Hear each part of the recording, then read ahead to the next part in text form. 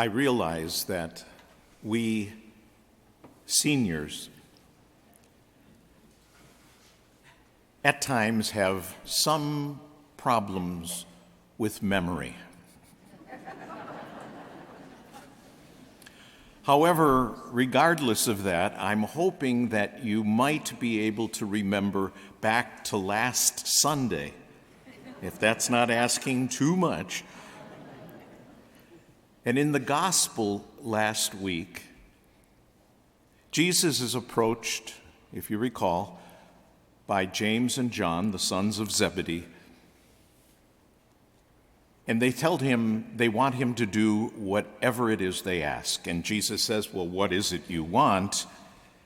And their answer is, we want, when you come into your kingdom, we want you to appoint us one at your right and one at your left.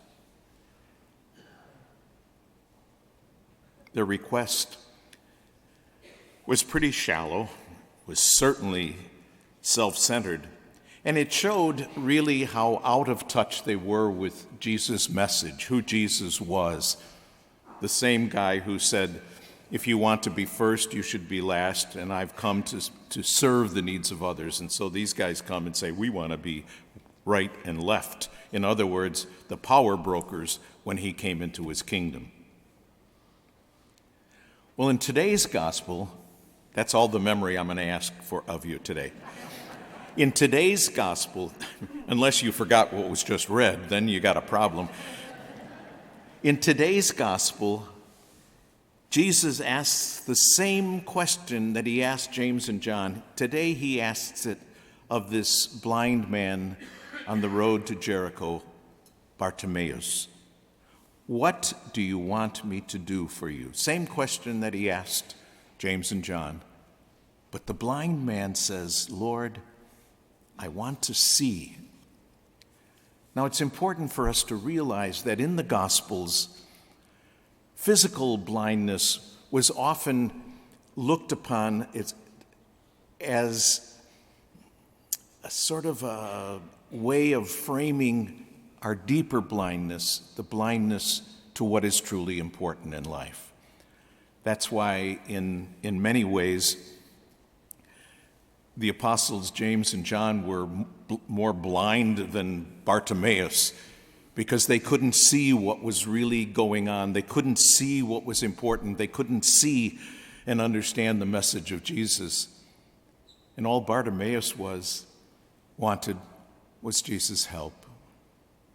He prayed out of need. The apostles prayed out of greed. And so, what about us? How do we pray when we pray? When Jesus would ask us, and he does, if we ever shut down enough just to listen to the Lord's voice, somewhere in grade school I remember the nuns telling me and others, prayer is talking to God. And did we ever get the message? Because we never shut up. We just keep talking. Well, how can you hear the voice of God if we never keep quiet to hear it? But if you hear his voice, if he asks you, what do you want me to do for you? How would you answer? If Jesus popped out of a bottle like a genie and said, you got one wish, don't blow it now,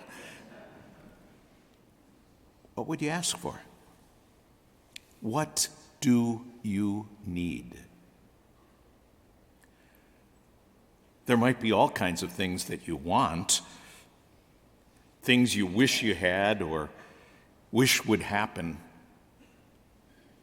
But what would you put right at the top of the list? Now try to put aside all the things the wants you might have, and consider what you actually need. What would give you serenity? A sense of inner peace? What would give you a deep and abiding joy that nothing could ever take away?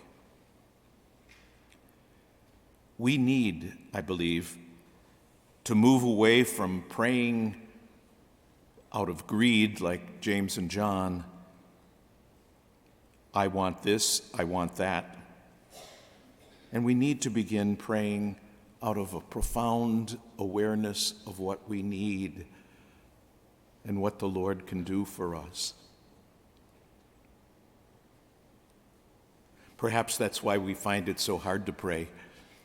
Once we run through our laundry list, I want this, this, this, and this, and don't forget this and this. After we've run through our laundry list, we don't know what else to say. I mean, we've hit them with it. Now do something. Well, I think we're all old enough to realize that that doesn't always work so well, because what God thinks we need is often different than what we think we need. So, here's an idea. How about sitting quietly with the Lord and simply saying, Lord, help me to see. Help me to see what's important to you, to see what you're asking of me, to see what you want. I believe from my own life and from talking to so many of you, I believe that oftentimes we are blind to what the Lord wants for us. We're blinded by so many desires. How wonderfully beautiful it would be if we could simply pray, Lord, help me to want what you want. Help me to see what's truly important. How wonderful it would be if we could simply sit quietly in the presence of the Lord and say, Lord, help me to see.